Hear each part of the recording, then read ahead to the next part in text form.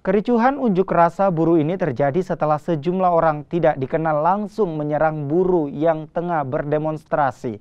Saling lempar batu pun sempat terjadi di kantor Disnaker Kota Makassar. Polisi yang berjaga langsung melerai kedua belah pihak, sementara pelaku pelemparan meninggalkan lokasi dengan menggunakan sepeda motor. Akibat kericuhan ini, sebuah mobil bak terbuka yang digunakan buruh sebagai mimbar orasi mengalami pecah kaca lantaran terkena lemparan batu. Polisi masih melakukan penyelidikan terkait sekelompok orang yang melakukan penyerangan. Dan terpimpin dan sekalian. Kita ini adalah buruh yang terpimpin dan terpimpin. Unjuk rasa atau penyampaian pendapat oleh kawan-kawan dari buruh di Makassar ini di depan Disnaker. Namun ada sedikit gangguan yang mereka rasakan, lalu kita mengarahkan untuk membuat laporan polisi.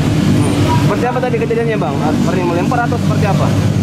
Kalau mereka dari mobil yang mereka pakai itu dari secara fisik ada pecahan di bagian depan.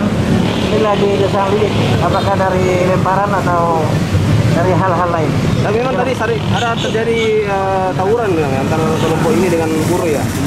Penyerangan ya?